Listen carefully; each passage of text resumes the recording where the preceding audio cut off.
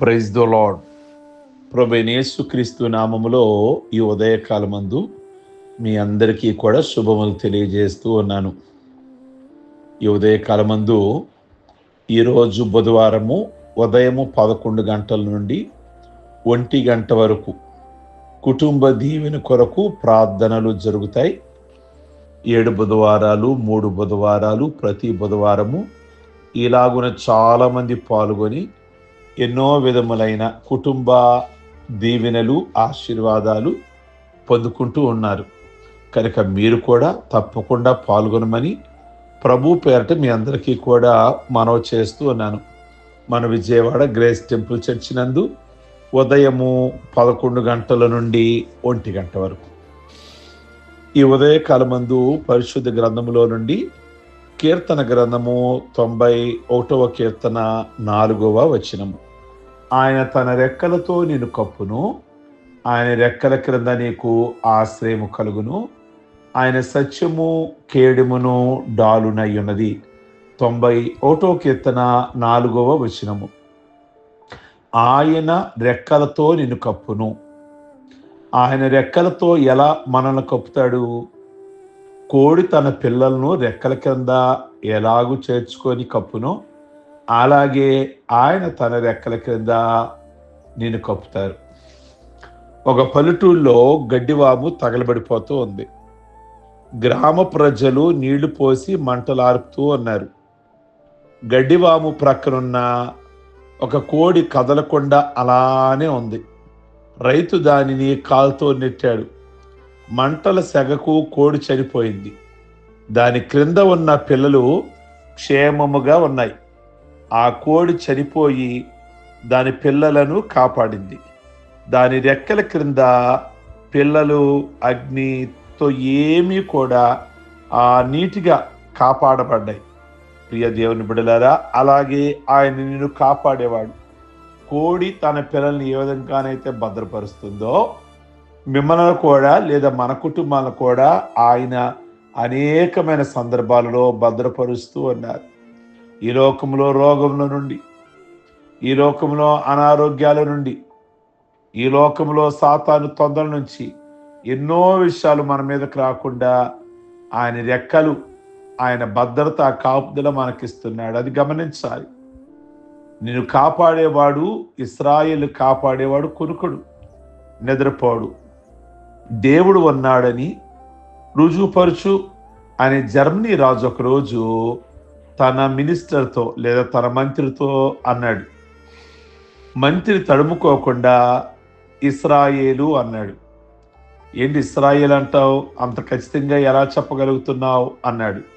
అవును, ఇశ్రాయేలు జాతితో ఉద్భవించిన 7 జనాంగములు ద్వితీయోపదేశకాండం 7:1 ప్రకారంగా ఇతర జాతులు కాలగర్భంలో కలిసిపోయారు. ఇశ్రాయేలీలు కనానుకు రాగానే 7 జాతులు కాలగర్భంలో కలిసిపోయారు. ఇశ్రాయేలీలు జాతి నేటికి మన ముందు సజీవంగా ఉంది. ఆ దేశం అంతేకాదు, ప్రభు వచ్చే వరకు ఆ జాతి అలాగే నిలిచి ఉంటుంది అన్నాడు మంత్రి. మంత్రి గారి సమయస్ఫూర్తిని రాజు అభినందించాడు. ఆయన వచ్చే వరకు ఆయన రెక్కల నీడలో నీవు నేను భద్రంగా ఉంటాం. ప్రియ దేవుని బిడ్డలారా, ఆయన రెక్కల కింద నీకు ఆశ్రయం కలుగును అని 91వ కీర్తన 4వ వచనం మనం చూసాం.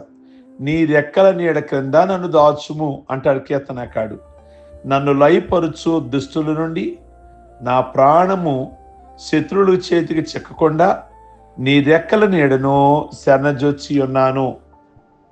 నన్ను దాచుము అంటున్నాడు దావీదు. మానవాళికి ఎక్కడా క్షేమము, భద్రత అనేది లేదు. లేచిని మొదలుకొని పడక మీదకు వెళ్ళే వరకు, పడక దిగిని మొదలుకొని పడక మీదకు వెళ్ళే వరకు రకరకాల ఆలోచనలు, ఆందోళనలు, వ్యాధులు, బాధలు, టెన్షన్లు, అప్పులు, ఇంట్లో వారి ద్వారా బయటి వారి ద్వారా ఎన్నో బాధలు, ఆపదలు, వీటన్నిటితో మానవుడు నెమ్మది లేకుండా బ్రతుకుచున్నాడు. వీటన్నిటికీ విరుగుడు ఒకటే, నరులు దేవుని రెక్కలను నీడను ఆశ్రయించాలి. ఆయన రెక్కల చాటున వారు ఉత్సాహధ్వని చేస్తారు. అందుకే కాదు, దావీదు ఏమంటాడు మాట్లాడితే, యెహోవా నా కేడము నీవే, నా ఆశ్రయము నీవే, నా దాగుకొను చోటు నీవే, నా కేడము నీవే, నా బండ నీవే, నా కొండ నీవే, నా కోట నీవే. ప్రియ దేవుని బిడ్డలారా, ఆ విధంగా దావీదు ఆ కష్టకాలంలో ప్రభువుని ఆశ్రయంగా ఉండి అనేకమైన ఉపద్రవాలు, అందుకు కాదు సౌలు ఎన్నోసార్లు చంపేయాలి దావీదుని అనుకున్నాడు. ఎన్నిసార్లు బాణాలు విసిరాడు, సాతాండుగా ఎన్నిసార్లు శోధించాడు. అయినా శరీరానికి గాయం తగలకుండా, బాణము ఖడ్గం తగలకుండా దావీదు రక్షించబడ్డాడు. అంటే కేవలము ఆయన బళ్ళెం విసిరేటప్పుడు అల్లుడి మీదకి దేవుడే తప్పిస్తున్నాడు. అంటే ఆయనే కదా కేడం, ఆయనే కదా డాలు, ఆయన నీడన ఆశ్రయించారు కదా. ఈ ఉదయకాలం ముందు ప్రభువుని ఆశ్రయిస్తే అనేకమైన విపత్తుల నుండి, అనేకమైన ఆర్థిక ఇబ్బందుల నుండి, అనేకమైన అనారోగ్యాల నుండి, అనేకమైన కలవరాల నుండి, ఈ ఉదయకాలం ముందు మనమందరం ఒకప్పుడు కలవరంతో ఉన్న వాళ్ళమే. ఏదో ఒక రకమైన కలవరం, ఏదో ఒక రకమైన బాధ. దేవుడు మనల్ని ఆయన భద్రపరిచి నిజంగా దావీదును సౌలు చేతిలో నుండి, శత్రువుల చేతిలో నుండి, ఫిలిస్తీన్ల చేతిలో నుండి, కుమారుడు అబ్షాలోం చేతిలో నుండి దేవుడు భద్రపరిచాడు. అంటే నిజంగా ఆయన ఇచ్చిన కాపుదలే, ఆయన రెక్కల చాటు భద్రపరిచే విధానమే.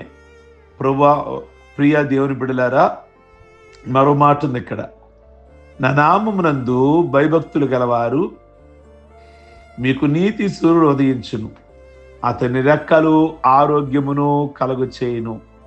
మలాకి 4:2. ఆయన రెక్కల క్రింద ఆశ్రయం మాత్రమే కాదు, ఆయన రెక్కల క్రింద ఆరోగ్యం ఉంది. మానవులు ఆయన రెక్కల నీడను ఆశ్రయించకుండా ఆయన ప్రార్థిస్తే వ్యాధి మరి దేవుడు జ్ఞాపకం చేసుకొని వ్యాధిని తగ్గిస్తారు. ఐగుప్తు రోగాలు ఏది మీ మీదకి రాని, ఆయన పొందిన దెబ్బల చేత ఈ మార్నింగ్ మీకు స్వస్థతని దేవుడు ఇవ్వబోతున్నాడు. పరిపూర్ణమైన స్వస్థత, ఆరోగ్యము కలగాలి అంటే ఫస్ట్ ఆయన వాక్కును శ్రద్ధగా వినాలి, దేవుని మాటలు చక్కగా వినాలి, చక్కగా వంటకెక్కించుకోవాలి. అలాగే ఆయన దృష్టికి న్యాయమైనది చేయాలి, ఆయన ఆజ్ఞలను విధేయులవ్వాలి, ఆయన కట్టడలన్నీ అనుసరించాలి. ఈ 4 విషయాలను పాటిస్తే ఐగుప్తీయులకు కలగజేసిన రోగములలో ఏది మీకు రానివ్వను. ఫస్ట్ ఆయన మాట వినాలి, శ్రద్ధగా వినాలి, ఆయన దృష్టికి న్యాయమైంది అంటే వాక్యానుసారంగా నీతి న్యాయం ప్రకారంగా నడవాలి, ఆయన ఆజ్ఞలకు లోబడాలి, ఆయన కట్టడలన్నీ అనుసరించాలి. ఈలాగురు గనక చేస్తే నీ ఆహారం దీవించబడుతుంది, మీరు తాగే నీరు దీవించబడుతుంది. ఆహారం ఎటువంటిదైనా, నీరు ఎటువంటిదైనా ఆయన ప్రార్థన చేస్తే పవిత్రపరచబడుతుంది. గనక ఈ యొక్క ఉదయకాలమందు ప్రియ దేవుని బిడ్డలారా, ఆయన నీడను ఆశ్రయించాలి. అప్పుడు నీ మధ్యలో నుండి రోగమును తొలగించబడుతుంది, నీకు ఆరోగ్యము కలగ చేస్తాను, నీ గాయాలను మాన్పిస్తాను. ప్రియ దేవుని బిడ్డలారా, మరి మీలో ఎవరికైనా మంచి ఆరోగ్యం కావాలి అని అనుకుంటున్నారా? లేక మంచిగా మీ కలిగిన గాయాలు, చెప్పుకునే గాయాలు ఉంటాయి, చెప్పుకోలేని గాయాలు ఉంటాయి, పైకి కనబడే గాయాలు ఉంటాయి, కనబడని గుండెల్లోన గాయాలు ఉంటాయి. ఏ గాయమైనా ఈ ఉదయకాలం ముందు మీరు ఏ విధమైన వేదన, ఏ విధమైన బాధ, ఏ విధమైన గాయముతో మీరున్నా కానీ ప్రభు మీకు ఆరోగ్యము నెమ్మది ఇవ్వగలిగిన వాడు. శరీర స్వస్థతనే కాదు, ఆయన ఆత్మస్వస్థతను కూడా అంటే ఆత్మీయతలో ఏదో కలవరం, ఏదో పోగొట్టుకున్న వాళ్ళలాగా నేను ఏమీ సాధించలేకపోయాని అన్నట్లుగా కనుక నిన్ను కూడా ఆయన జ్ఞాపకం చేసుకుంటాడు. నీకు కూడా ఈ ఉదయకాలం ముందు ఆయన ధైర్యాన్ని అనుగ్రహించే దేవుడు. 3వ మాటగా ఆయన రెక్కల కింద నీకు సురక్షిత కలుగును. యెహోవా రెక్కల కింద సురక్షితముగా నుండినట్లు నీ వచ్చితివి. రూతు గ్రంథము 2వ అధ్యాయము 12వ వచనం. ఆ రోజు మోయాబు దేశం నుండి అత్త వెంబడి వచ్చిన అత్త దేవుని ఎరిగిన బిడ్డే. దేవుడు ప్రాంతమైన ఆ యోధ ఆ బెత్లెహేమును వదిలి మోయాబు దేశానికి వెళ్ళిపోయింది అత్త. అయితే అక్కడ తన మామగారు అంటే రూతు మామగారు అంటే నయోమి వాళ్ళ భర్త గారు చనిపోయారు. ప్రియా దేవుని బిడ్డల 2 కుమారులు మహులోను కిల్యోను చనిపోయారు. ఇక మిగిలింది అత్తగారు, 2 కోడళ్ళు రూతు, వార్ప. అత్తగారు చెప్పింది వార్ప మోయాబు దేశంలోని తన పెళ్లి చేసుకోవడానికి తన పుట్టింటికి వెళ్ళిపోయింది. కానీ రూతు మాత్రం అలాగున కాదు, ప్రభు ఎరిగిన ప్రాంతానికి వచ్చింది. యోధ బెత్లెహేముకు వచ్చింది. ప్రియ దేవుని బిడ్డలారా, పొలములో పరిగెరుకోవటానికి వెళ్ళింది. ఆమె గురించి తన పని ద్వారా తెలుసుకున్న ఆ పొల యజమాని ధనవంతుడు బోయజ్ రూతును ఈ వాగ్దానం ద్వారా ఆస్వాదించాడు. ఆయన రెక్కల కింద ఆశ్రయము, ఆయన రెక్కల కింద ఆరోగ్యము, ఆయన రెక్కల కింద సురక్షితము. ఆయన రెక్కల కింద ఎవరు సురక్షితంగా ఉంటారు? దేవుని ఉపదేశము అంగీకరించేవారే సురక్షితంగా ఉంటారు. వాడు కీడు వచ్చినను భయం లేక నెమ్మదిగా ఉంటారు. ప్రియమైన దేవుని బిడ్డలారా, మరి దేవుని సన్నిధిలో మీకు ఆయన మిమ్మల్ని కప్పాలి అనుకోతున్నారు. ఆయన నీకు ఆశ్రయంగా ఉండాలని కోరుకుంటున్నారు. ఆయన రెక్కల కింద నీకు ఆరోగ్యాన్ని కలగచేయాలనుకుంటున్నారు. ఆయన రెక్కల కింద మిమ్మల్ని సురక్షితంగా ఉంచాలని కోరుకుంటున్నారు. మరి ఆయన రెక్కల కిందను వస్తారా? ప్రభువా నీ రెక్కలతో నన్ను కప్పు నాయనా అని ప్రార్థన చేస్తారా? ప్రార్థించుకుందాం.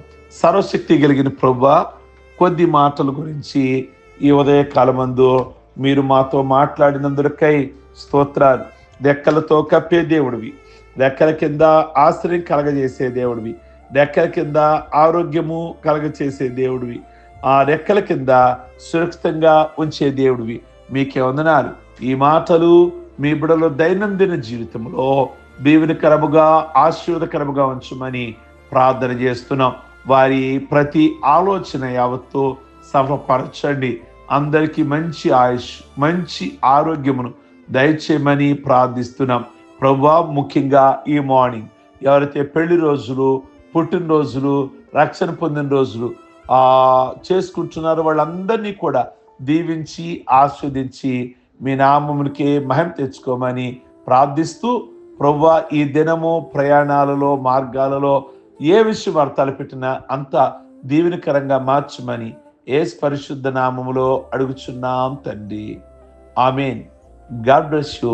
మీకు ఈ వర్తమానం నచ్చితే ఇతరులకు ఫార్వర్డ్ చేయండి, లైక్ బటన్ నొక్కమని, అలాగే సబ్స్క్రైబ్ చేసుకోమని ఒకసారి అందరికీ కూడా తెలియచేయమని మనం చేస్తున్నాం. God bless you. ప్రభు మిమ్మల్ని దీవించును గాక.